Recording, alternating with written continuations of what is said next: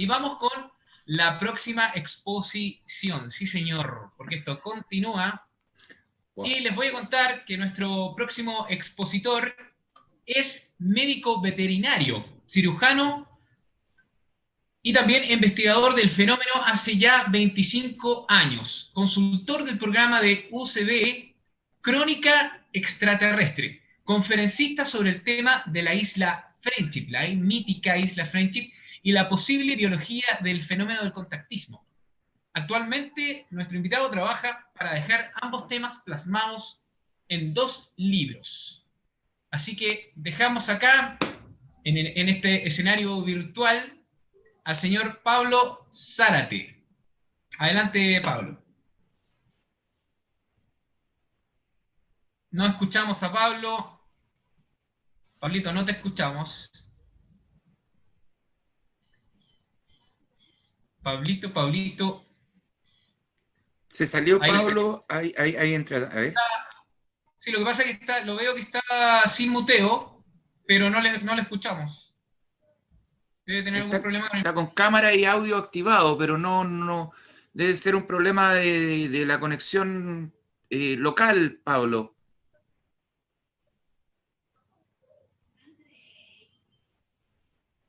Ya. Atento, Pablo.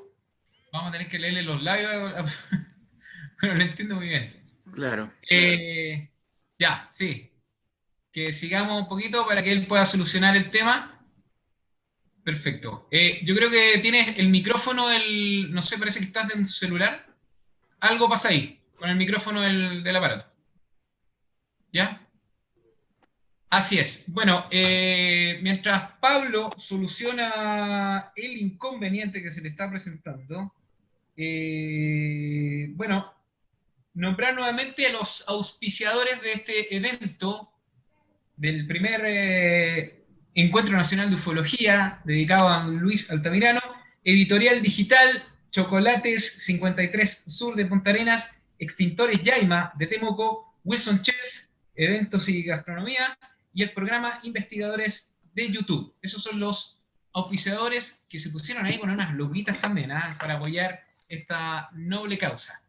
Así que, bueno. Mientras, Beto, ¿te parece que vamos a un mensaje de nuestros auspiciadores? Vamos, démosle. Charla de ufología. ¿De qué? Adelante. Ufología. Ahí les vamos a compartir. Es de Chile. ¿Ya? No sé qué están hablando ahora porque recién me metí.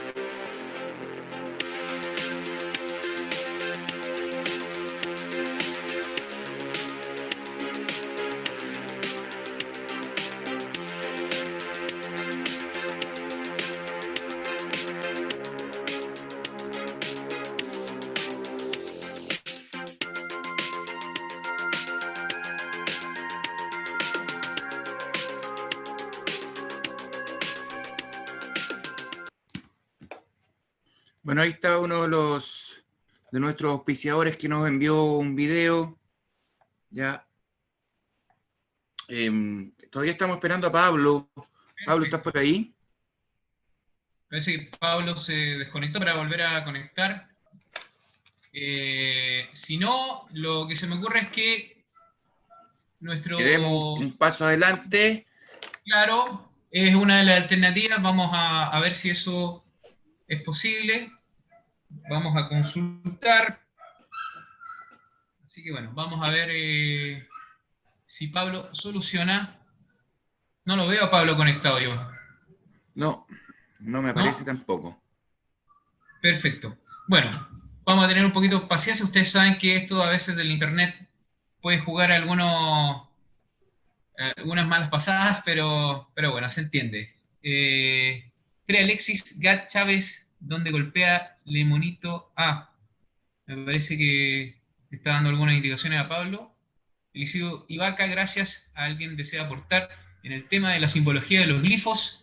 Guanaco, bienvenido. Contacto, y ahí dejo un contacto si alguien desea aportar con el tema de los geoglifos, ese interesante tema. Así Ahí que, está bueno, entrando Pablo. Pablo Zárate, Vamos a ver. Se está uniendo a la sala virtual. Pablo, si nos escuchas, adelante, Hola, por favor. ahora escucho. ¿Me escuchas? Excelente, nosotros te escuchamos también. Ahora Ya, tienes que activar la camerita. Claro. Tienes Ahí un voy, modo de cámara. ahí voy, ya. Ahí Ahora está sí. perfecto, Pablo. Bien, Te Pablo. No Al sé, fin, no sé qué pasó, tuve que reiniciar el celular. Algo pasó. perfecto. Quiero solamente dar un consejo a nuestros amigos y amigas auditores. A veces se les queda el audio encendido y se cuelan audios por ahí, y les vamos a pedir si están en así, mientras estemos escuchando el expositor, si pueden mutearse para que no se cuele audios, porque a veces se cuelan y puede interrumpir un poquito la exposición de la persona que está exponiendo justamente. Así que, bien, ¿estamos ok, Pablo? Sí, ni un problema. Perfecto. Ni un El problema. escenario es suyo entonces, Pablo. Ya, Adelante. ahora sí, gracias, Beto. Hola, Sergey, ahí está saludando. Hola, Nicolás, Patito, Freddy, los amigos, a todos. Creo que Pato estuvo espléndido hoy día en la tarde, me contaron por ahí un pajarito, así que te felicito, Pato, me alegro mucho. Alcancé a escuchar algo de Eliseo, también Eliseo sin duda es uno de los mejores de Chile, así que eso lo felicito desde ya. Y ayer lo que alcancé a escuchar, porque estuve trabajando hasta casi las 9 de la noche, cuando llegué logré escuchar a Andrea Pérez Simondini, bueno, ella de primer nivel, como siempre, y creo que todos los expositores han estado igual, logré escuchar a Rodrigo Fuenzalía también, que el Rorro ya es un clásico aquí en nuestro país. Estoy con mi hija aquí en el Día del Niño celebrando, así que me conecté para que conversemos un ratito. Oye, primero que todo, felicitar a la organización, agradecer la invitación. Luis Altamirano fue una persona emblemática dentro de creo que está dicho todo ya, es una persona emblemática dentro de la investigación OVNI, junto con Varela y muchas personas de los años 90 que dejaron un legado tremendo. Entonces, agradezco también a los amigos que han aportado, que han cooperado para que él esté mucho mejor, con un poco mejor de calidad de vida, así como lo está pasando. Y veo que mi querido amigo Nico, que está aquí al lado mío, lo veo en la pantalla, tiene mi presentación y mandó un saludo de Richard González hace un ratito atrás, que está muy bien. Ricardo es un buen amigo y dice tener una experiencia de contacto súper interesante. Ahí al último voy a hacer algunos comentarios sobre él. Cuando tú quieras, Nico, si quieres, la Excelente. pasamos. Le damos inmediatamente a compartir tu presentación, Gracias. Pablo. Déjame. Sí, perfecto. Y si le pone pantalla Sí, completa. tranquilo. Perfecto. Oh, perdón. Me fui. Ahí sí. Me trae algunos recuerdos de Crónica Extraterrestre de todo esto. Sí. Ya. Bueno, mientras tanto les voy a comentar de qué voy a hablar. Yo de profesión soy veterinario. En realidad partí como todos nosotros a través de experiencias o de curiosidad que uno tiene desde niño. Y este tema de los ovnis es un tema que ha sonado en mi conciencia, en mi mente, en mis recuerdos desde que tengo uso de razón. Por lo tanto, no podría decir exactamente cuándo partí, pero sí podría decir que ya en la época universitaria, yo diría en los años 90, yo estudié entre el 90 y el 94 y el 98 en la universidad, y ahí partió firme. En esa época conocí a Rodrigo Fuenzalía, no creo que él se recuerde, pero estuvimos participando en algunas charlas de esa época de Ayón, y ya para mí era un tema mucho más serio. Comencé a leer libros, no había observado nada hasta esa época, me refiero a fenómenos, pero sí me di cuenta que ya los libros no bastaban y tuve que ir a conocer a varios autores, los empecé a buscar. Los que podía encontrar aquí en Chile los encontré o conversé y compartí con ellos y entré de lleno en esto. Entonces, en algún momento dije, y eso yo diría que entre el 2003 y el 2004, aquí veo que hay dos corrientes grandes. Una que es el fenómeno, el avistamiento, si eso no es nave extraterrestre, si eso no es algo que podría ser de origen extraterrestre, si existen o no existen dichos extraterrestres, es decir, y así yendo cada vez más a lo micrométrico desde lo macro. Y me di cuenta que esta era como una área, ¿no? Veamos si este reporte, si esta imagen, si este video es algo que pueda hablar de algo anómalo volando en el cielo. Y había otra zona, un poco despreciada, diría yo, mal vista. Una zona del tema OVNI que muchos le hacen el quite porque desde su mirada escéptica piensan que son cosas que la gente o está inventando, o está estafando, o está mintiendo, está imaginando o entendiendo mal. Y ahí entramos en el mundo del contactismo. ¿Por qué hago esa diferencia? Porque es un tremendo mundo, donde podemos encontrar personas que se dedican a la conciencia, personas que hablan de sanaciones, personas que hablan de contacto en el tercer tipo y algunos del cuarto y si no quinto tipo, esto haciendo alusión a la clasificación de Joseph Allen Hynek. Y bueno, y nos encontramos con personajes que se saltan todo el protocolo de la investigación más dura con respecto al tema extraterrestre. Estos tipos ya no miraron si existieron o no los extraterrestres, ya no se dieron cuenta ni analizaron si la nave o lo que vieron o el pájaro o lo que sea que vieron en el cielo era o no un aparato de origen extraterrestre. Saltaron todo eso. Ellos se contactaron con los, supuestamente, con los individuos dentro de las naves o de las supuestas naves. Y ya tendrían una conexión directa. Es decir, contactismo, es decir, contacto extraterrestre. Entonces dije yo, algo pasa aquí. Investiguemos esto, es mucha gente. Yo me recuerdo el año 2015, que fue el último congreso que se hizo en Maipú, vino Richard Dolan, un escritor, un investigador de este tema en Estados Unidos, bastante conocido. Y en esa oportunidad para Crónica Extraterrestre 2016, creo que fue el año, estoy equivocado, le preguntamos directamente, estaba Freddy Silva, Freddy Alexis y Nicolás también, y le preguntamos a Richard Dolan qué opinaba de esto, de la gente que decía tener conexión con el fenómeno, que había una especie casi de conexión inalámbrica, como que las personas sentían que tenían que salir a la ventana porque el ovni, la luz o lo que sea que estaban viendo afuera de su patio o de su casa, como que los había llamado. Y la verdad es que Richard Dolan, sí, ve, ahí Carolina dice que estuvo. Bueno, Richard Dolan decía, la verdad, mira, esto hasta hace muy poco, 2001, 2002, era despreciado. ¿No? Se pensaba que era gente que estaba equivocada, o llanamente que estaba mintiendo. Sin embargo, son muchos, son demasiados. Es decir, la tonelada de relatos, la tonelada de personas diciendo que están teniendo una especie de conexión con el fenómeno, con lo que pasa, nos hace pensar que hay algo más allá. Bueno, me fui por esa vía. Dije desde mi profesión, que está asociada a la biología, a la medicina, del mundo animal, pero con una base biológica muy potente, dije, ¿estará pasando algo aquí? ¿Habrá algo? Y me metí en ese mundo. Empecé a indagar, empecé a conversar, a buscar a las personas que tenían experiencias de contacto. El caso que me acerqué muy fuertemente porque me tocó vivirlo desde chico, fue el tema de la isla Friendship, que es un caso tremendamente polémico. Por ahí hay un personaje que anda hablando pestes y todos aquí seguramente lo conocen.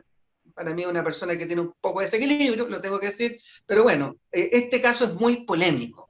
Me tocó conocer a todos los protagonistas, Ernesto de la Fuente, Octavio Ortiz, el mismo Rodrigo Fonsalía, que lo vivió en primera persona, Roberto Arancibia, bueno, etc. Y es un caso que para mí está abierto, ¿no? Es poco probable que exista una isla furtiva, escondida en el sur de Chile. Sin embargo, hay muchos antecedentes y fenómenos que ocurren alrededor del caso que a uno lo ponen a pensar, ¿ya? Ese fue como el primer caso asociado a esto. Luego me tocó conocer en primera persona el caso de Claudio Pastén, ¿no? También un caso muy polémico. Hace poco estuvo en las noticias, o al menos en las noticias del mundo ufológico, porque el hipnoterapeuta de esa época, que aún no era psicólogo, Cristóbal Chilin, hizo como una declaración en vivo hace unas semanas atrás, donde en primera instancia como que desacredita a Claudio Pastén, pero al final él siente y deja ver que la experiencia de Pastén fue real. Lo que pasa es que la interpretación que haría este señor Claudio Pastén Toro de lo que ocurrió sería la errónea. Es decir, el hecho es real, pero la interpretación es errónea. Y bueno, viajé donde él vive, con su gente, tiene una comunidad de unas 30, 40 familias que viven al interior con Barbalá, casi como a 10 kilómetros de la frontera con Argentina, en plena cordillera. No vi nada, tengo que decir que no vi nada exótico, nada anómalo. Sin embargo, me gustó mucho lo que están haciendo con la mirada ecológica, la mirada autosustentable del desarrollo de su población, de su grupo, ¿no? Entonces, llego ahí a un caso que hasta el día de hoy tengo contacto con él, que es el de Ricardo González, que es justamente la persona que salió hace un rato atrás. Ricardo, un muchacho joven de unos 45, 46 años, un tipo que parte en los años 90 y lo primero que él se acerca como contactismo es el caso de Paz y el grupo Rama, Sixto Paz me refiero, que también es polémico. Luego se sale de ahí porque no coincidía con lo que a él le pasaba y llegó a cierta experiencia donde a mí me tocó ir a terreno con él. Y ahí sí que tengo que decir que vi realmente cosas que no puedo explicar. O soy muy inexperto para explicar fenómenos naturales o algo así, pero otros definitivamente no los puedo explicar desde ningún punto de vista. Entonces, en el año 2015 fue cuando dije, aquí pasa algo. La biología, y así le llamo yo, la biología de lo que ocurre en el contacto tiene que tener algo que decir. Busquemos ahí. Y me puse a investigar distintas teorías de cómo funcionaría nuestro cerebro. Me encontré con personas súper interesantes como Néstor Berlanda, psiquiatra argentino, que viene hablando de los estados no ordinarios de conciencia hace muchos años, y le investigó el caso de Juan Pérez, que es una persona con un caso espectacular en Argentina. Algún día podríamos hablar de ese tema. Y bueno, me encontré con otros casos, y ahí comencé a darme cuenta, a teorizar, y esto comenzó a tomar fuerza con el paso de los años, que nuestra célula neuronal, podría tener cualidades que no estamos, que no conocemos todavía, que no estamos viendo, que de manera consciente no estaríamos dando cuenta que están ahí. Y comencé a desarrollar esta teoría, pero no solo desde el punto de vista teórico, sino que empecé a entrevistarme ya con personas que para mí fueron interesantes, como Berlanda, Felipe Ojea, tengo que mencionar un médico cirujano, urgenciólogo que trabaja aquí en Santiago, que tiene una teoría muy parecida, un colega que es neurólogo en Sobosco, y así otros más. Eso es lo que me gustaría compartir con ustedes, para no explayarme tanto en esta introducción, que es el tema del contactismo. Analicémoslo desde un marco teórico biológico, ¿qué podría estar pasando dentro del organismo? Nico, la siguiente, por favor. Dame un segundo, Pablo, ¿Sí? porque me están diciendo que no se ve en pantalla completa. ¿Ya? Entonces, ya, perfecto. lo que voy a hacer es hacerlo de nuevo. Lo arreglamos sencillamente. Presentación con diapositivas desde el principio. Bueno. Y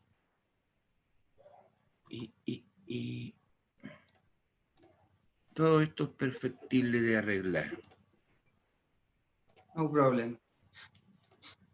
Bueno, ahí sí. Ahí sí. Espero que lo que conversé se haya escuchado. Me No, se escuchó todo perfectamente, Pablo. Ya. Vamos con la presentación, estamos listos. Dale nomás con la siguiente. Bueno, no sé si Beto lo dijo, de profesión soy veterinario, me dedico a la cirugía veterinaria, trabajo en San Bernardo en la municipalidad y también en una consulta privada, así que desde esa mirada, no del mundo animal, sino de la biología, los quiero llevar. En la historia de nuestro planeta, de nuestra humanidad, podemos encontrar en muchos libros sagrados, en mucha literatura, casos que podrían entenderse en base a capacidades diferentes. Yo le puse a este concepto, tratando de llevarlo a la ciencia un poco más dura, sin embargo es un concepto 100% teórico, para que no se piense que con esto yo vengo a decir que los extraterrestres existen, que el contacto extraterrestre existe, no. Quizá algo está pasando con nuestras neuronas que nos permitirían conectar con algo que siempre ha estado ahí, ¿no?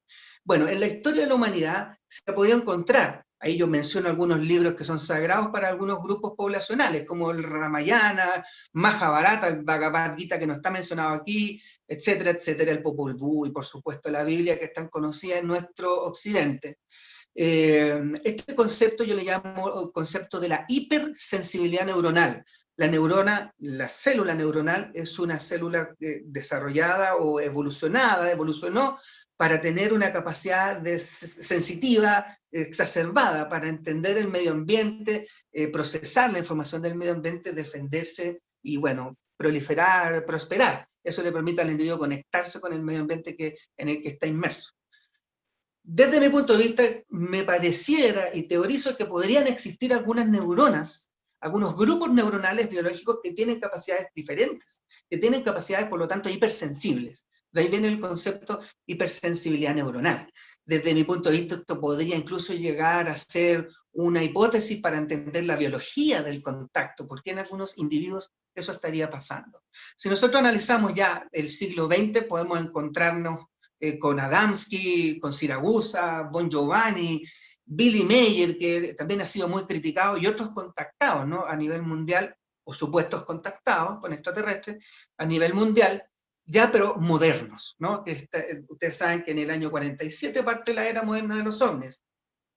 Pero estos personajes ya aquí en el mundo estaban sonando porque habrían tenido supuestos contactos extraterrestres. De hecho, en Latinoamérica me pareciera que el primero, en los años 30, fue Benjamín Solari Parravicini, este argentino, artista muy sensible, un sensitivo, que plasmó en muchas obras cosas que la verdad es que si uno los mira desde cierto punto de vista, como que vaticinó varias cosas, ¿no? Entonces, bueno, él podría caer dentro de esta categoría, podría caer, siempre es teórico. Aquí yo menciono algunos supuestos contactados, siempre digo supuestos porque tenemos que mantener cierto grado de escepticismo. Algunas personas que hablan de contacto extraterrestre. Desde mi punto de vista, en Latinoamérica y Suramérica, sobre todo, estamos muy, muy asociados a la cordillera de los Andes. No sabemos por qué, teorías hay muchas, que habría en base extraterrestre, que la cordillera concentra material mineral que permite cierta conexión electromagnética, que, bueno, una serie de teorías que se esbozan para explicar por qué la cordillera sería casi esta columna vertebral. De hecho, en el año 2012, los mismos monjes tibetanos hablaban que la Kundalini, esta corriente energética central de la Tierra, se habría trasladado desde los Himalayas a la cordillera de los Andes. De hecho, anduvieron por aquí. Es muy interesante esta teoría. Y aquí, asociado a esta cordillera, podemos encontrar, por ejemplo, en Perú, al que me gusta mencionar mucho, que es muy poco comentado, es a don Vlado Kapetanovic. Vlado Kapetanovic era un personaje ingeniero de origen yugoslavo que llegó después de la Segunda Guerra Mundial, en el año 60, 59, 60, a Perú, y se estableció y comenzó a trabajar ahí, en esa época, en este rubro, en el tema eléctrico, y se afincó en la zona donde está la ciudad de Yungay, cerca de un cerro, de una montaña, la más alta de Perú, de nombre Huascarán.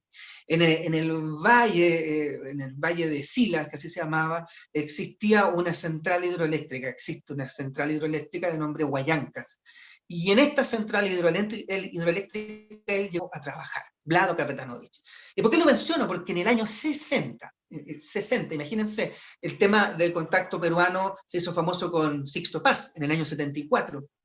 Pero Kapetanovic ya en el año 60 hablaba de que él había tenido contacto con unos individuos rubios, altos, que se hacían llamar a sí mismos los apunianos. Esto ocurre en el año 60 con un apagón que hubo en esa época, en ese momento, cuando él estaba ahí en la planta, en toda la sección hidroeléctrica que trabajaba él, toda la planta de hecho, y produjo apagones hasta en Colombia y Ecuador, porque esta planta era capaz de entregar energía a esos países también.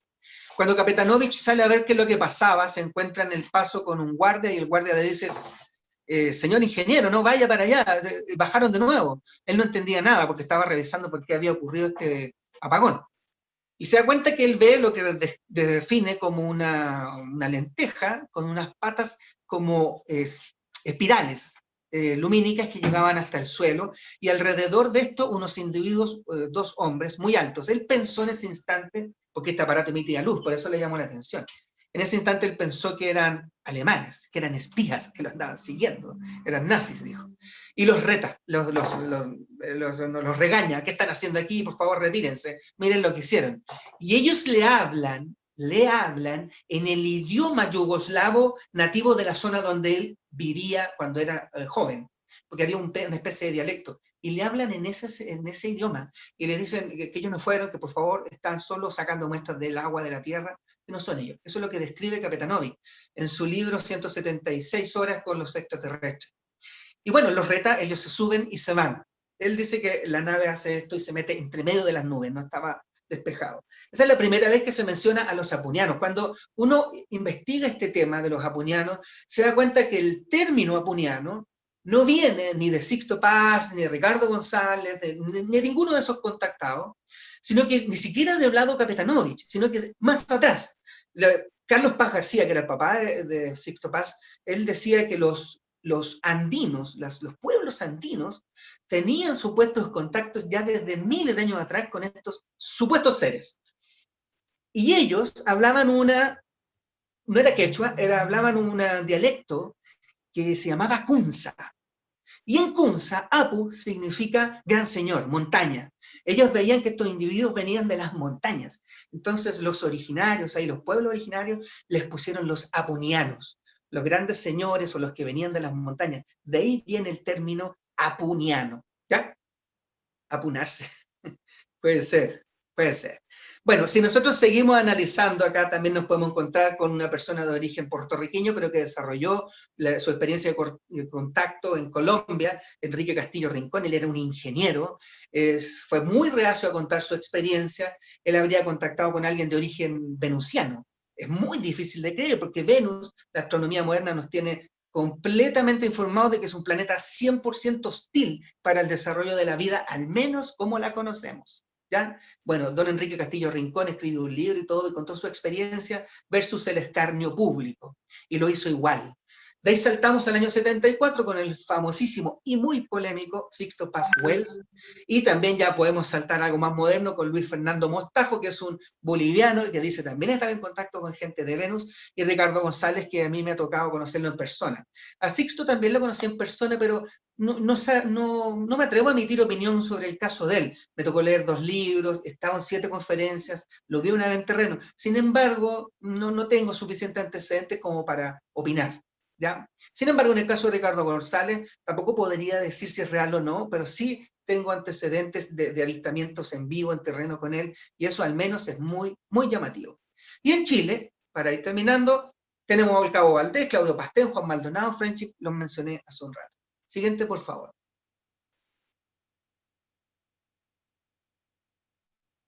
Ahora, teoricemos, ¿no? Desde mi punto de vista, nuestra realidad en la que estamos inmersos es mucho más extensa. Yo creo que en eso coincidimos todos. Es mucho más extensa de lo que logramos captar biológicamente. ¿Por qué? Porque solo tenemos algunos sentidos que nos permiten captar ciertas membranas de esa realidad. Desde ese punto de vista, lo único que podría como acercarnos a que existen otras dimensiones, las cuales estamos inmersos, es el conjunto de teoría actual que los físicos de la mecánica cuántica están recién comenzando a teorizar. Hablan de multiverso, de distintas como mundos paralelos, si se quiere llamar así, que atravesarían la teoría de cuerdas, justamente, que lo uniría todo, etc. Desde ese punto de vista, no solamente de la mecánica cuántica, sino de todo el concepto general, nos damos cuenta que la realidad en la que estamos es mucho más extensa de lo que nosotros logramos captar. Si se fijan en ese ejemplo que puse yo ahí de una visión diferente, el que ve desde arriba ve un cilindro, el que ve desde el lado ve un cuadrado, y el que ve desde el otro lado ve un círculo. Es decir, todos los puntos de vista son reales y todo depende de lo que el individuo logra captar, según las capacidades o incluso la tecnología, porque este celular que estoy utilizando yo, el computador, es una tecnología que nos permite captar ondas de radio, ondas de comunicación que no captamos biológicamente, pero que nos ayudamos a través de la tecnología. Siguiente, por favor.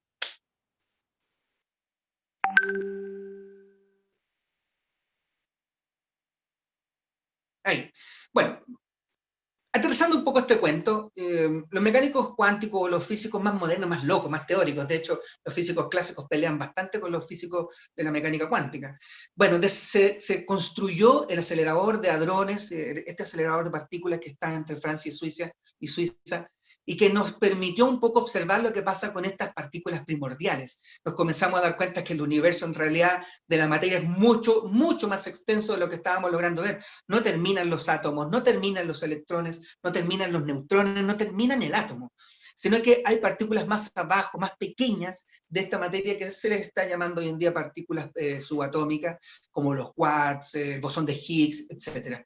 Y estas partículas se pueden hacer ciertos experimentos con ellos. Hay algunos, la otra vez leía yo que un periodista entrevistaba a uno de estos físicos ya más locos que trabajan en esto, y este tipo le decía, estas partículas se muestran con la bi o multilocación, es decir, están en distintas partes en el mismo segundo de tiempo, en el mismo instante temporal, están en varias partes. Fíjate que, le decía él, una partícula, cuando nosotros hicimos los experimentos, estaba en 3000 partes, en el mismo momento. Y el periodista no le entendía, esto era un video que está en YouTube, si no me equivoco, y decía, no entiendo, ¿son 3000 partículas? No, es una partícula que está en 3000 partes al mismo tiempo. Pero ¿y qué pasa si yo tomo la partícula en el lugar 2100? ¿Desaparecen las otras locaciones? No, le dicen. La partícula sigue estando ahí, pero lo que pasa es que temporalmente tú sigues viviendo el tiempo de manera sagital, que es una medición, una dimensión en la que estamos inmersos. Nosotros tenemos las 3 dimensiones que sabemos de volumen y la del tiempo. Pero nosotros viviríamos este tiempo de manera sagital, ¿no? Como que lo estuviéramos cortando, ¿sí? Una pequeña rebanada de tiempo a la vez y que se convierte en nuestro presente. Pero el tiempo siempre estaría ahí. Es decir, el Pablo de 5 años está ahora y el Pablo de 70 existe igual. No es que vaya a existir o existió. Esa es una cosa mucho más filosófica quizás que de ciencia dura. Bueno, el acelerador de hadrones nos permitiría esto, y ahí es donde pasan las cosas más raras, donde podríamos entender que estas partículas se mueven dentro de la realidad, del universo en el que estamos inmersos, de una manera exótica. Es más, ellos a veces decían, voy a poner un número, tengo 30 partículas por acá, 30 por acá, las hago colisionar y me aparecen 100. ¿Dónde aparecieron las otras 70 partículas? Ellos incluso pensaban que en ese choque se abrían pequeñas dimensiones o portales dimensionales, entran partículas, de ese tipo de teorías están manejando, así súper, súper locas, ¿ya? Pero podrían ser reales. Siguiente, por favor.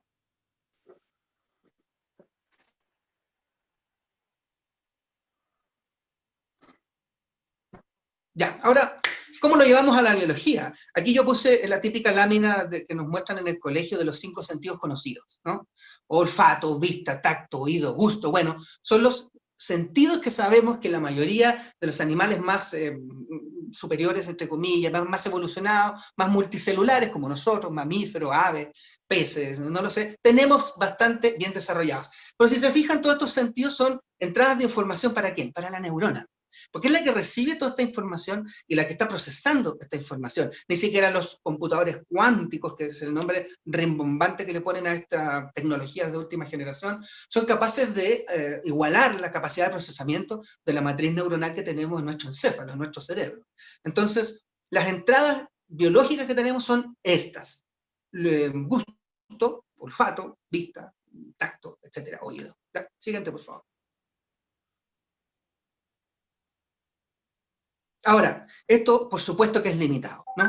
Tenemos un rango de luz del infrarrojo hasta el ultravioleta, un rango auditivo, de hecho nuestros perros huele, oye y ve mucho mejor que nosotros. Entonces nos damos cuenta que hay mucho de nuestra realidad que estamos pasando definitivamente sin darnos cuenta. De hecho, aquí yo pongo justamente un caso súper interesante porque estas conexiones donde la neurona es una célula evolucionada que tiene en un lado estas terminales dendríticas, tiene su cuerpo y luego tiene un axón, que se llama esa cola larga, que termina en unas terminales axónicas donde se conecta con otra neurona. Estas neuronas hacen interconexiones neuronales. Y de hecho, como aquí está comentado, se da cuenta, nos estamos dando cuenta que son capaces incluso de reproducirse en ciertas condiciones especiales en estado adulto. Hasta hace 30 o 40 años pensábamos que la neurona definitivamente no tenía ninguna capacidad de reproducción después del estado fetal. Estamos hablando ya adultos. Y la verdad es que se están observando otras cosas. Aquí yo pongo una cita. Las conexiones interneuronales son las que permitirían una matriz de procesamiento biológica de excelencia para entender la realidad que nos rodea. Siguiente, por favor.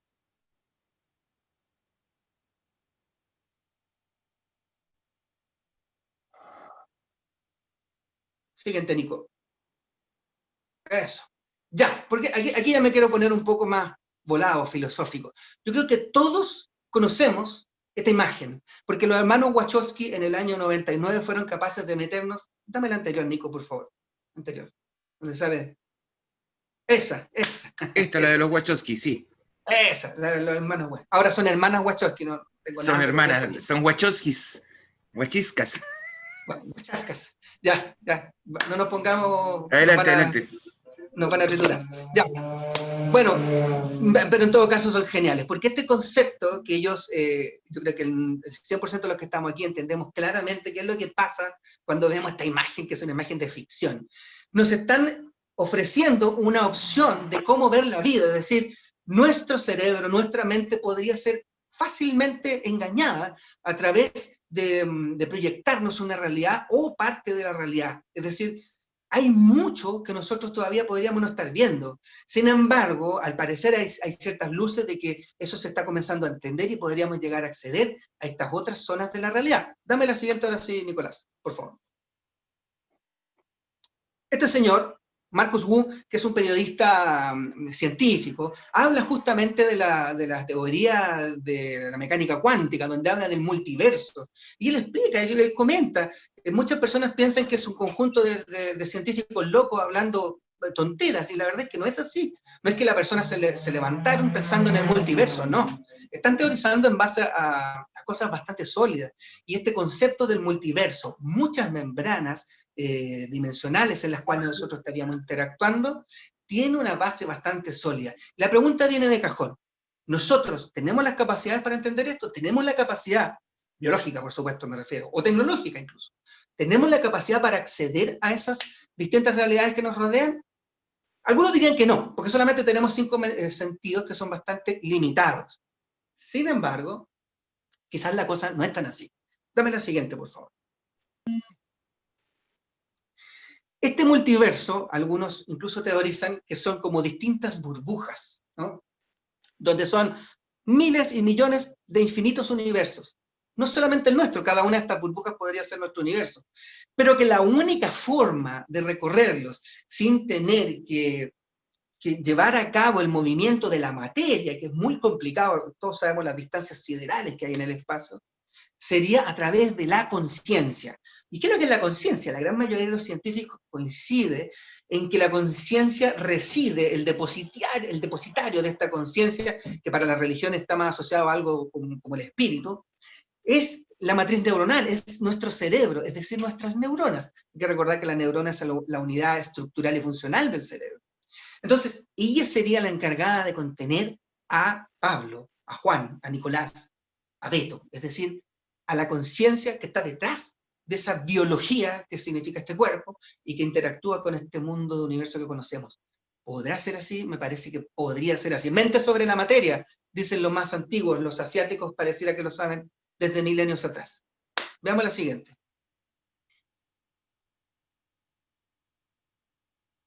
Aquí, bueno, ustedes pueden ver varias microfotografías tomadas con microscópicos electrónicos, donde se ven las neuronas. Ustedes pueden ver con mucha claridad los cuerpos que se ven, me refiero a los somas, se llaman los cuerpos neuronales. Jacobo Greenberg, sí, genial, genial. Siempre me lo mencionan, lo he leído, es genial. Bueno, este cuerpo que se ve ahí muy brillante de las neuronas es un pequeño cuerpo que ya ha ido cada vez atrofiando más para entregarse al manejo de información, el manejo de la electricidad, de la microelectricidad biológica que hace la neurona, no lo hace ninguna otra célula, solo todas lo hacen, pero ella lo maneja de esa forma tan eficiente. Vemos distintas, vemos el axón, aquí se ve una cola muy larga con sus terminales axónicas. Esta matriz, hay miles de neuronas acopiadas las unas contra las otras formando esta matriz. Les voy a decir algo. Aquí, en esta diapositiva, los que estamos compartiendo esto, hay una diapositiva que no son neuronas. De hecho, es otra cosa. Dame la siguiente, Nico.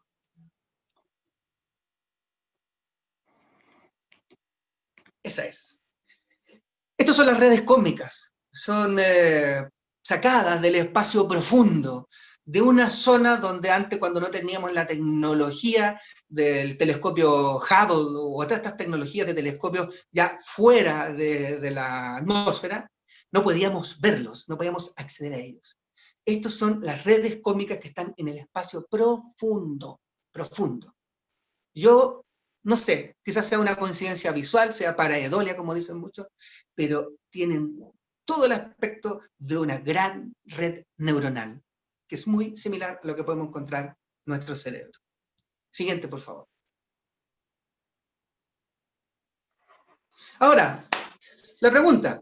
Entonces, si nuestras neuronas tendrían hipersensibilidad, o podrían llegar a tener hipersensibilidad neuronal, y algunas la tienen, algunas personas nacen con esta habilidad, por supuesto.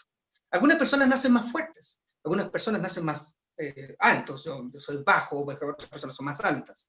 Algunas personas nacen con mayor masa muscular, con mayor habilidad física, sus células están mucho más desarrolladas y más, con más tendencia a hacer una tarea que otra. Pero este señor que sale ahí se dedicó al fisicoculturismo. ¿Pudo entrenar sus células musculares? Los musculares sí. Sus miocitos se entrenaron y él lo hizo de manera, se nota, muy profesional y produjo esta hipertrofia muscular que lo llevó a ser el deportista que es. Quizás se ayudó con anabólicos para llegar a ese nivel, pero lo logró. Pudo hacer que la célula, este aparato vivo que nos compone a nosotros, llegara a ese nivel y tiene un físico privilegiado. Por lo tanto, cuando nosotros nos vamos a la neurona, es una célula, es un ser vivo.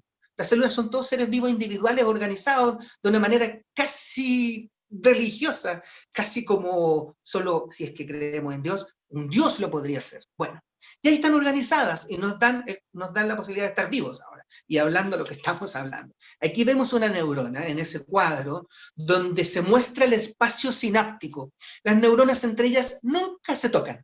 Nunca.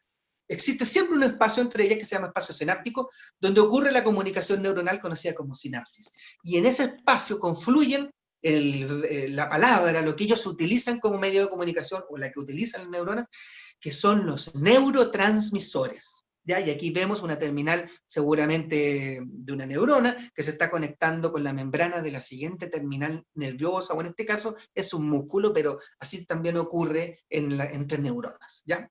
Vamos al siguiente, por favor.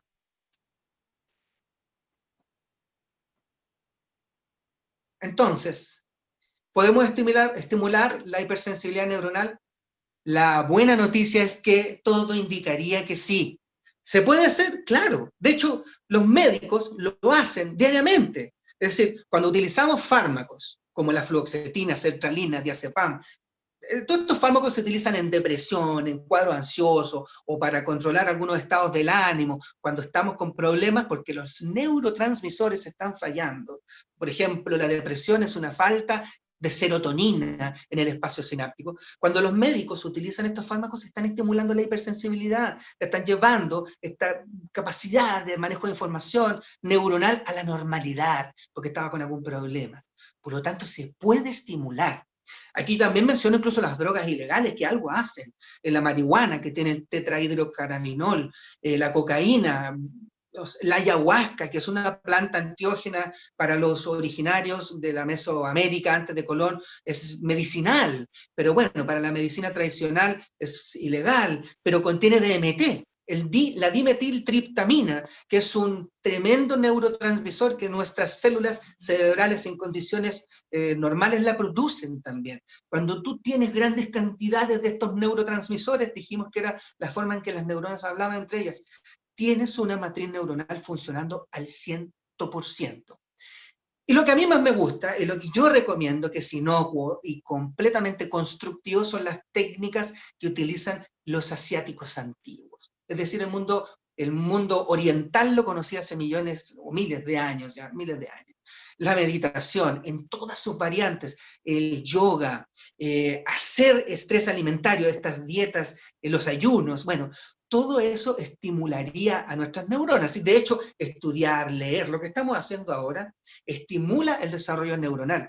Hay una neurobióloga de Harvard, Sara Lazar, muy interesante su trabajo, que ella logró demostrar en el laboratorio que la meditación, es decir, mantenerse en estado contemplativo y meditativo periódicamente, producía cambio físico en la neurona.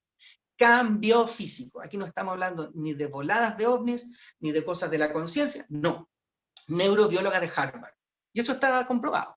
De hecho, hay otro, un ingeniero de neurología canadiense, Dominique Durán, que se dio cuenta que grupos neuronales que están en una parte del encéfalo versus otro, se están comunicando entre sí sin conexión. Es decir, eso podría ser incluso una muestra de que las neuronas se pueden comunicar de manera inalámbrica. Eso podría ser hasta prototelepatía. ¿Ya? Siguiente, por favor.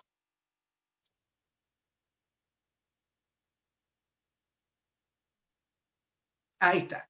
Y bueno, Néstor Berlanda, como está, para mí uno de los tipos que aquí en Latinoamérica realmente ha ido muy profundo. Yo sé que Rodrigo Fuenzalía acá, que está con nosotros, lo conoce en persona. A mí me tocó verlo en 2017 en un congreso en Argentina, donde justamente él habla que estos pueblos originarios de la América precolombina utilizarían esta planta para acceder a otras como dimensiones, membranas de esta realidad, donde obtienen información muy relevante para su pueblo. Él dice, medicina del alma, curar a través de la ayahuasca. Es decir, para la medicina tradicional alopática, el uso de la ayahuasca, de estas plantas enteógenas, sería ilegal, sería alucinaciones. El tipo está alucinando. Pero permítanme decirle una cosa. Cuando estas personas que están acá mucho antes que el europeo, conocían la biología del lugar, conocían el ecosistema, conocían cómo se desarrolló durante milenios, se traspasó esta información que es ancestral, utilizaban esta planta que para ellos es medicinal. Preparaban a alguien desde niño que tenía cualidades chamánicas. Por cierto, el término chamán es un término que fue acuñado en la Mongolia antigua. El chamanismo no viene de América, viene desde Asia. En Siberia uno puede remontar, cuando estudia esto llega hasta esa zona, y se transmitió acá hacia América. Bueno, cuando encontraban a una persona que tenía esta capacidad, lo preparaban desde niño. Y cuando llegaba a la etapa adulta era el chamán del pueblo, el tipo que ayudaba a curar entrando en estos mundos que nos rodearían, ayudado por la dimetiltriptamina, el DMT de la ayahuasca, donde su capacidad cerebral sería lo máximo y le permitiría acceder a aquello, y ahí sacaba la información de la agricultura, de la guerra, de las enfermedades, etc. Así habla Néstor Berlanda y yo creo que tiene mucha razón. Siguiente, por favor.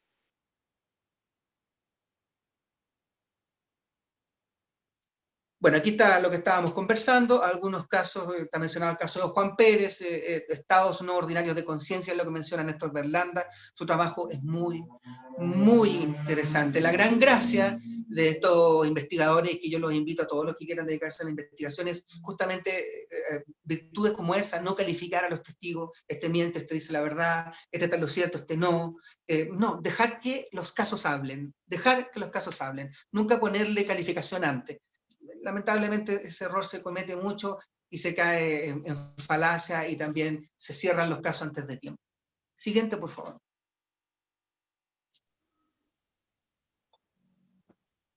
Bueno, con esto voy terminando. Voy a comentar unos 3 casos que hasta el día de hoy los sigo, son muy interesantes. Aquí voy a guardar el nombre de esta colega, vamos a llamarle Jimena. Ella sufrió a los 10 años lo que nosotros llamaríamos un contacto extraterrestre, como una abducción positiva. Es decir, ella cuenta, y esto se lo cuenta hasta a sus padres, quienes no le creyeron, cuenta que estaba durmiendo en su cama, la despierta una luz en la ventana, 3, 4 de la mañana, se levanta, se acerca a la ventana y ve que en la ventana hay un hombre y una mujer de aspecto rubio. ¿Por qué me detengo? Porque siempre en los contactos positivos se hablan de personas que parecen personas porque tienen aspecto humano, o muy altas, y con aspecto nórdico, ¿no? Los rubios altos, que siempre serían positivos. Algunos incluso han llegado a decir que el tema del contactismo es racista, pero la verdad es que no, porque incluso hay algunos relatos donde hablan de personas afroamericanas. De hecho, bueno, la abducción de Betty Barney Hill, donde él era afroamericano, no fue tan positiva, pero también se menciona en otros casos que serían más positivas personas de raza negra. Por lo tanto, los supuestos extraterrestres tendrían este aspecto, pero no necesariamente tiene que ver con algo de razas humanas, ¿no? Bueno, ella ve unos personajes así, y en ese proceso la sacan a través de la ventana. Ella ve que la ventana no se abre, y ella atraviesa la ventana. Lo curioso es que cuando va flotando, porque esto es un segundo piso, mira que muchos vecinos de su barrio están saliendo de la misma forma con otras personas, y se dirigen a lo que ella ve como una nave que está flotando frente a la plaza, como el típico platillo volador, dice, muy luminoso, y que entran y están en un salón muy grande, todos los niños jugando, y alrededor de estos niños, algunos de estos rubios altos, hombres y mujeres, que conversan con los niños. De hecho, ella siente que conversó mucho rato y de manera muy pacífica con este hombre. que ella sentía que tenía una relación casi paternal con él. Y bueno, la hicieron volver, cuando ya era de día, estaba amaneciendo, 6, 7 de la mañana, la dejan por dentro de la ventana, y bueno, va y le cuenta a sus papás, y los papás pensaron que estaba soñando. Esto podría perfectamente ser un sueño, pero lo que hace entretenido a esto primero es que yo le pregunto si hay parálisis del sueño, que es esta imposibilidad de despertarse cuando uno está saliendo del sueño profundo. Ella me dice que nunca ha vivido ni sufrido eso, pero igual podría ser. Pero la gracia es que adentro ella comparte con estos niños que son sus vecinos, y después en vigilia conversó este tema con algunos vecinos, y los vecinos se acordaban perfectamente del caso. Es decir, ellos también lo vivieron. Si hubiese sido un sueño, sería algo que ella solamente habría vivido. Siguiente, por favor. Este es un caso muy interesante que hasta el día de hoy lo tengo a la mano, porque yo tengo un socio en mi consulta que es un muy buen amigo y le gusta este tema. Y bueno, en esa época, en el año 2016, fuimos a San Pedro Atacama siguiendo justamente el caso de Ricardo González. Andábamos los dos, yo me recuerdo andaba con mi esposa, con una hija, él andaba con su pareja, y andábamos todo un grupo, ¿no? Y bueno, en uno de los días, Ricardo González, este supuesto contactado, él dice que ya han pasado los días, meditaciones, mantralizando el OM. Ricardo es un gallo espectacular, tiene un caso maravilloso, un caballero, sabe mucho, una persona muy preparada, pero a la vez una persona que dice tener experiencias fenomenales. Por lo tanto, ahí cuando yo le digo a él, y las veces que lo he conversado, yo digo, Ricardo, yo tengo que estar ahí, tengo que ver tu caso. Me ha tocado ver cosas, yo no necesito decir si te creo o no, porque me ha tocado ver cosas raras. No puedo decir si eres contactado o no, pero sí algo pasa alrededor de tu caso. Y en esa oportunidad estábamos ahí 325 personas, entonces recuerdo, en San Pedro de Atacama. Y en algún momento, el sábado en la noche, porque fueron 4 días, el día sábado en la noche, la última noche antes del cierre del evento, se supone que estos extraterrestres se iban a acercar a nosotros. Y fue donde comenzamos a ver lo que es, para todos los que han mirado el cielo, son los OmniFlash, que la gran mayoría de los investigadores piensan que son satélites, que al girar van mostrando sus paletas y brillan. Bueno, esto pareciera eso, pero de pronto tú comienzas a ver, todos comenzamos a ver, que estos supuestos satélites venían desde lejos y se estacionaban arriba. Y de hecho el año pasado, 2019, se volvió a hacer en San Pedro de Atacama un evento igual, con 350 personas. Y ocurrió lo mismo. De hecho, en esta oportunidad quedó grabado un video, uno de estos casos. Es como cuando un satélite geoestacionario que gira con la Tierra se ve como estacionado en el cielo.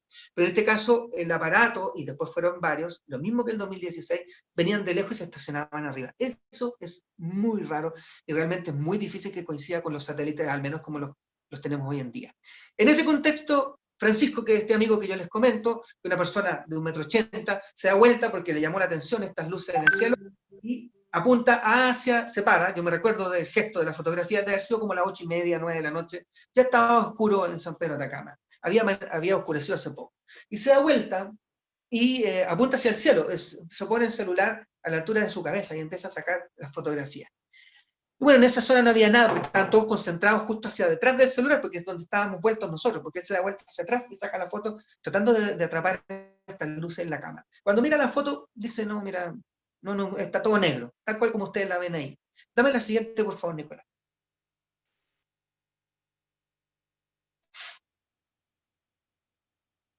Ya, y ahí, en esta foto, se ve que en este proceso en que él apunta hacia arriba, aparece algo más. Si uno amplía la foto, se ve como un rostro de una persona que la verdad es que se ve bastante claro, se ve como una especie de sombra que podría corresponder a un cuerpo.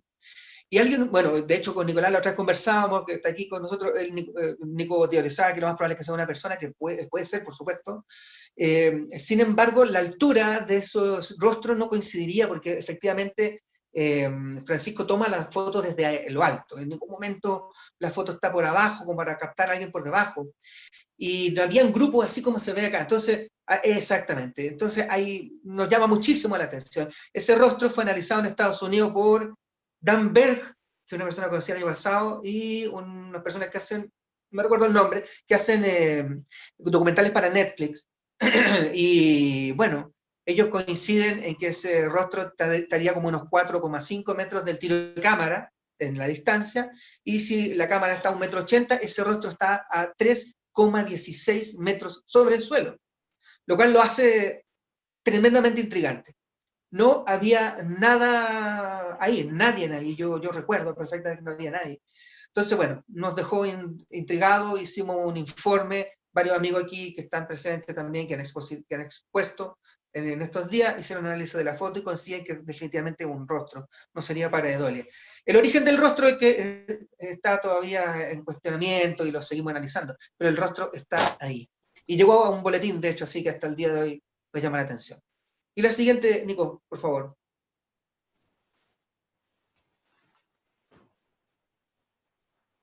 Y con esto termino.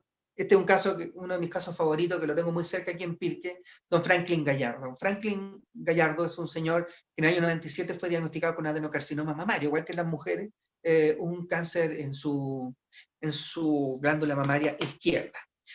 Lo desahuciaron, le dijeron que no había posibilidad de salir adelante. Ay, me está rayando la pantalla, Nico. Y la verdad es que don Franklin fue en ese momento desahuciado. No, eso está en tu computadora.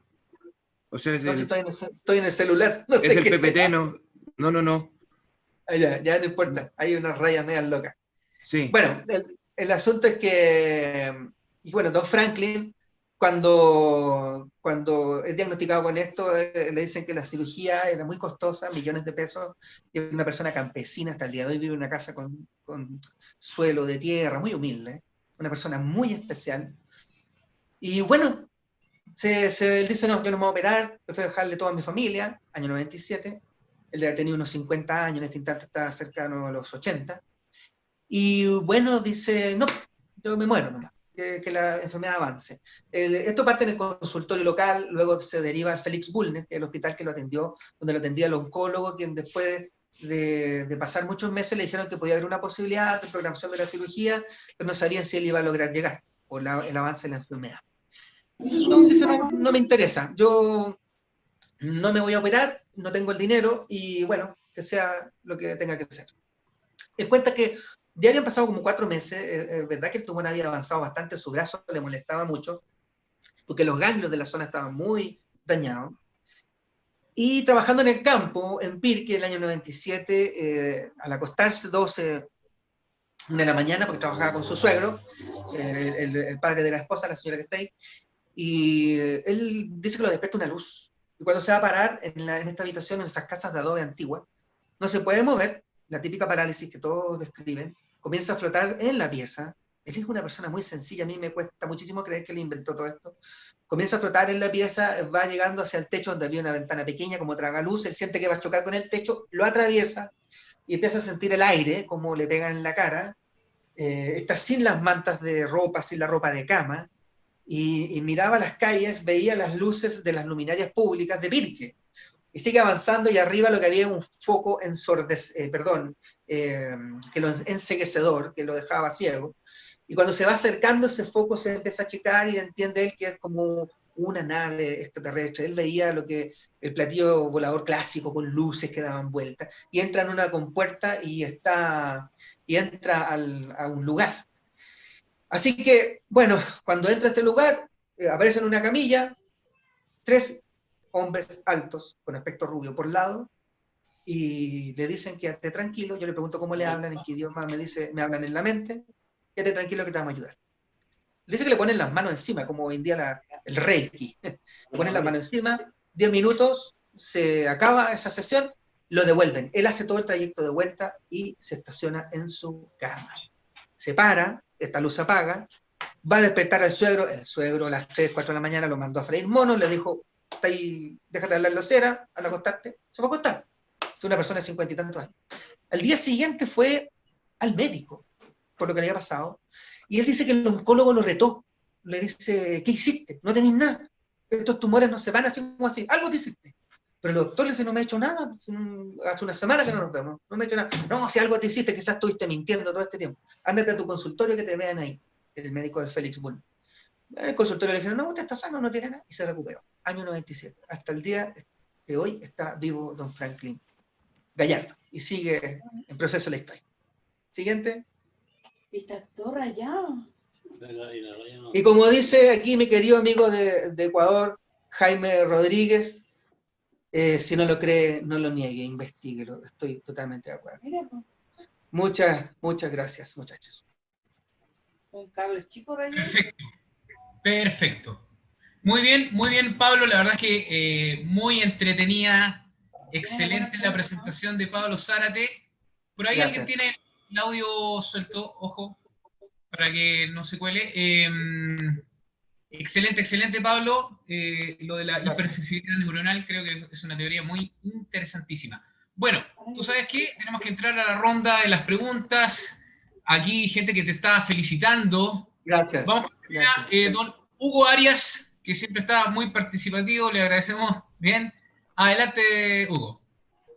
Hola Pablo, mucho gusto saludarte. Hola. Yo también soy enfermero universitario, profesor de un centro de diálisis y de nefrología. Excelente. Excelente tu análisis de neurociencia, pero fantástico, fantástico. Gracias.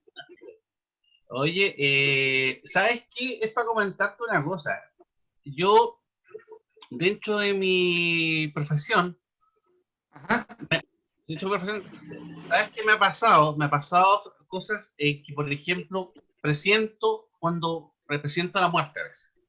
Presiento la muerte cuando algún tipo de paciente va a fallecer. Sí. Presiento. O me doy cuenta dentro de que alguien tiene en los momentos contados. Es lo que me ha pasado. También nosotros somos hombres de ciencia. Sí. Los dos. Por ejemplo, he visto espectros, por ejemplo, en mi sillón del hospital antiguo me da la vuelta así, y de repente veía niños chicos, figuras humanas, pero que tú sabes que para lo que nosotros estudiamos no tiene ninguna explicación. No puede tener mayor explicación a lo que tú dices. Hay otra situación que me pasó, lo comenté también en un encuentro que hubo antes, que me pasó, lo dio dos oportunidades. Una vez entré a un servicio médico legal y fue una sensación fría, de pena, de pesadez acumulada, y esa misma sensación la tuve, ¿sabes dónde? En el campo de concentración de Auschwitz, uno de los únicos, en Polonia, uno de los únicos Sí. lugares que queda, que cámaras por el otro lado, todos los nazis las volaron todas para ocultar la información. Y lo último que quería contarte, en un congreso de neurología que tuvimos en la Universidad de Magallanes en Punta Arenas, alguien de neurociencia planteó lo siguiente, y alguien que solucionó en el día de ayer de los síndromes de Down, alguien dijo, ¿nadie se ha preguntado si los niños con síndrome de Down son otra raza? Qué interesante, qué interesante. ¿Serán otra raza? Porque alguien habló, no sé, alguien presentó ayer y habló de los niños síndrome de Down, habló y él dijo, ¿no será otra raza? Es probable. Fíjate que la otra vez, yo te agradezco los comentarios, Hugo. Muchas gracias. Y que venga de alguien que trabaja día a día con esta ciencia de la medicina, te lo agradezco muchísimo. Fíjate que la otra vez comentaba yo con alguien. Los niños con el síndrome de Down, esta trisomía del par 21, tienen limitaciones en la parte biológica neuronal, ¿no? Es decir, en su matriz cerebral hay algo biológico que no está funcionando bien. Porque bueno, su tema del ADN tiene esa limitación. Sin embargo, si nosotros seguimos teorizando y nuestras neuronas podrían acceder a este mundo intangible que las religiones llaman espiritual, que la ciencia moderna está llamando de la conciencia, ¿qué tal si ese es el mundo real y nuestras neuronas pudieran acceder a él y la telepatía fuera real y pudiera llevarse a cabo? Estos mismos niños con nuestros problemas, los niños que tienen parálisis cerebrales, o los niños con Asperger o con autismo, se pudieran comunicar telepáticamente, ¿podríamos entenderlos mucho mejor? ¿Sabríamos realmente qué piensan, qué sienten? A veces me he puesto a filosofar al respecto. ¿Qué pasaría? ¿Los entenderíamos más? Yo creo que sí. Quizás deberíamos tratar de desarrollar esta telepatía en el futuro. Los asiáticos, como dije yo en la presentación, lo saben hace milenios. Algo pasa con nuestro cerebro, está conectado con esa conciencia y eso con el todo. Yo creo que por ahí va la cosa. ¿Cómo? No lo sé todavía bien, pero intuyo que por ahí va. Perfecto. Gracias, Hugo, por la participación. Bueno, Pablo, la verdad es que has sacado aquí muy buenos comentarios, están todos felicitándote. Felicitaciones, Pablo, de Freddy, Gonzalo, muy buena la presentación. Javiera, excelente presentación, Pablo. Felicitaciones, Pablo, muy entretenida, dice Marcelo. Moya, exposición. Gracias. Rolando, felicitaciones. La verdad es que Sí, muy intenso y pareció excelente, señor. Excelente trabajo, Pablo. Jake, de la llave de los misterios, también te están viendo porque están retransmitiendo ahí la comunidad internacional de Sello. También te manda saludos. Acá dice Angélica, sentir espectros en servicios de urgencia, tarde, en la noche, en hospitales públicos. Les doy una pequeña lista si quieren, dice. Muy, muy común. Qué interesante. Carolina Reyes, ¿dónde puedo seguir el trabajo de Pablo Zárate? Bueno, mira, yo siempre converso estos temas cuando puedo. Entre medio de la pega, me toca trabajar de lunes a sábado. Este es mi hobby del corazón, como digo yo. Yo creo que a todos nos pasa lo mismo. En el Facebook siempre estoy tratando de comentar, cuando puedo subo videos. Estoy escribiendo esto de la teoría a paso de tortuga, pero quiero dejarlo bien plasmado en un libro que no sea muy largo, no sea unas 100 hojas, pero tratar de explicar cuál es la visión que yo quiero plasmar en esto y que se ha sacado de todos estos años de andar en terreno conversando con la gente. A ver si alguien puede sentirse inspirado y profundizarla y desarrollarla. ¿Cómo sabes si esto podría ser un granito de arena para algún trabajo más serio en el futuro? En algún momento espero lanzar el libro, no pasar del 2021, y ya lanzarlo para que todos lo puedan leer, ojear, triturar, comentar lo que quieran. Eso, Betito. Ok, muy bien. No sé, Nico, si tienes por ahí, si podrá haber alguna... Bueno, estoy siguiendo... No tengo ninguna manito levantada por el momento, nada. Sí, bueno, la verdad es que Pablo ha sido también muy pedagógico en explicar todo esto, todo este tema que nos propone, así que, bueno, ha estado excelente, Pablo. Gracias. Tremenda presentación. E interesante los tópicos que tocaste, así que...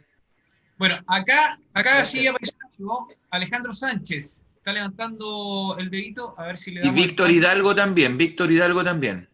Ya, muy bien. Entonces ahí alcanzamos... Ya, ¿con quién vamos primero? Yo vi aquí a Alejandro.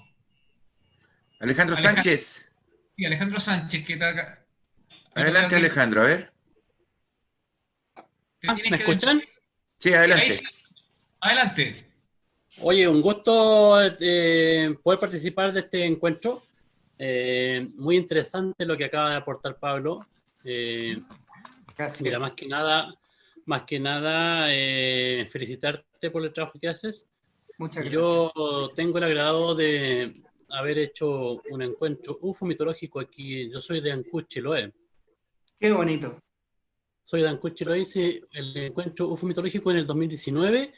Hice un segundo encuentro UFO mitológico en el 2020, donde tuve invitado a Salfate, a Fuensalida, estuvo Sergio Frit y César Parra. Qué bien. Puros grandes. Entonces hablamos algo parecido a lo que bastantes temas salieron parecidos a lo que trabajas tú.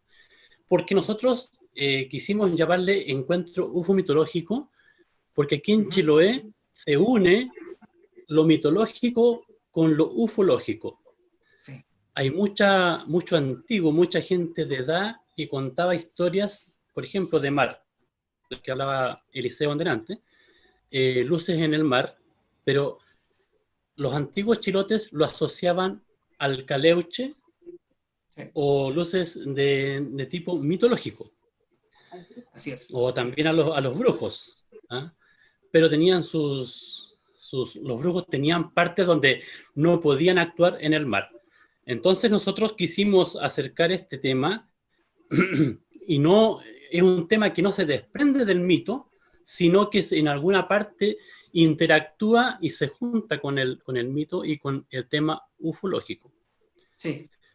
Yo vivo en un sector rural que se llama Nal, y en los años 86 a los 89 hubieron huellas supuestamente de ovnis aquí a 200 metros de mi casa. Qué bien. Están datadas en ese tiempo por el informe especial y están se pueden encontrar dentro en alguna parte donde se puedan buscar aquí ahora en este momento. YouTube. Así que ocupamos un buen espacio para hablar de todo esto. Así que yo nada más no le quiero quitar más tiempo para que alguien más pueda hablar, pero te felicito, Pablo, y felicito a Eliseo que lo vi hoy día. Hoy día pude entrar ayer me lo perdí, Pero el tema es súper interesante y muchas gracias por sus aportes. Nada, gracias a ti. Muchas gracias. Perfecto, perfecto. ¿Teníamos a quién más, Nico? Víctor Hidalgo creo que era, ¿no? ¿Qué tal? Nico, Buenas noches. adelante, Víctor. ¿Qué tal? ¿Qué tal, Pablo? ¿Cómo estás? Bien, ¿y tú? ¿Cómo te va, compadre? Muy bien, muy bien. Bueno, antes que todo, realmente un placer escuchar tu exposición. Bastante holística. Has traído a la mesa una cantidad muy interesante de distintas aristas que podrían quizás dar una explicación acerca de todo lo que es la matriz del contactismo. Realmente este tipo de experiencias, como tú bien lo mencionas, pasa por la conciencia en culturas tan milenarias como 5.000 años antes de Cristo. Ya en India tenemos las digamos, experiencias de contacto, y esto se ha estado manifestando. En los años 70 tú hablabas acerca del caso de Sixto Paz, muy vilipendiado, totalmente de acuerdo. Sin embargo, el día de hoy, por ejemplo, cuando yo escucho hablar al doctor Stephen Greer del famoso C5, encuentro que es exactamente lo mismo, solamente con un nuevo nombre. Realmente creo que el fenómeno en sí se repite, y bueno, tratar de encontrar la explicación probablemente va a ser un quest que te va a llevar mucho más allá de 100 páginas. Eso lo tengo por seguro. Ahora, simplemente yo, más que una consulta, quería compartir contigo y bueno, compartir con todos los amigos que están allá. Parte del trabajo que nosotros hemos estado haciendo acá, como tú bien sabes y otros amigos con quienes yo comparto información, yo pertenezco a un grupo que se llama Antes de Medianoche, en el cual tenemos un podcast, y el año pasado nosotros tuvimos una experiencia muy interesante que terminó reflejada en un documental de aproximadamente 50 minutos con un contactado de California. Su nombre es Royce Muñiz. En esta experiencia, nosotros fuimos acá en Utah, él venía a hacer unas sesiones de contacto con familias y amigos, y nos invitó a ir a East Canyon. Tuvimos una sesión muy intensa, esto parte con una entrevista preguntándole acerca de su propia experiencia. Él está muy relacionado con la escuela de pensamiento de Sixto Paz.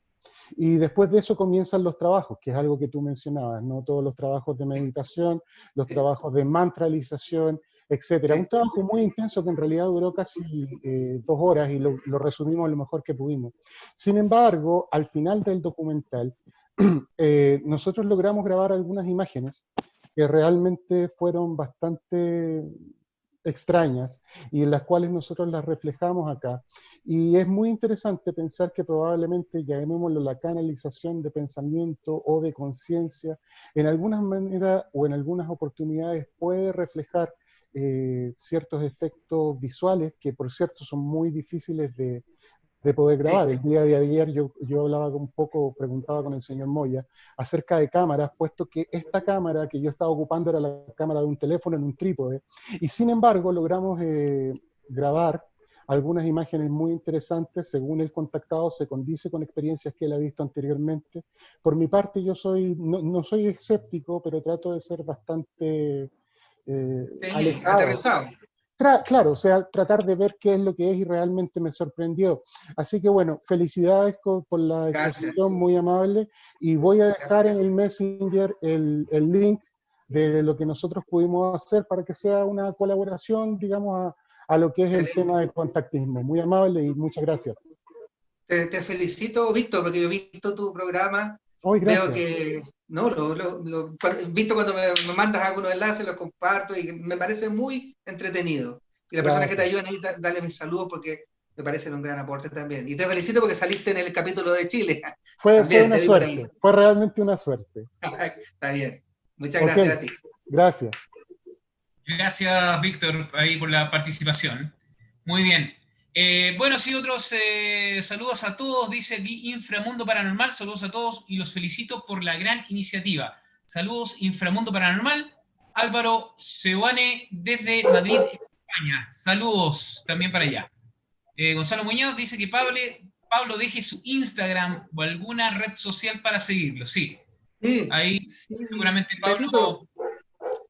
Mira, Pablo Zárate Moya, así como sale aquí en el video, me buscan en Facebook y ahí estoy. Obviamente ahí hablo de todo, entre los animales, entre la música que también me gusta, es un hobby que tengo. la veterinaria y por supuesto mucho tema de los ovnis. Y también opino de todo, pero es entre amigos esto, ¿no? Entre amigos. Así que es. el que quiera yo feliz, encantado. Sí, destaquemos que Pablo es polifuncional porque es cantante, médico veterinario, soldador al arco y más encima... Sí, fotocopias, dulces, pasteles. Muy bien. Sí. Bueno, genial, Pablo, la verdad es que extraordinario. Creo que a la mayoría veo que le ha encantado tu exposición. Así Qué que, tremendo, Pablito. Te dejamos Gracias, ahí. Beto. Ahora disfrutes de las siguientes exposiciones. Ahí está Pablo Zárate Moya con su interesante tema.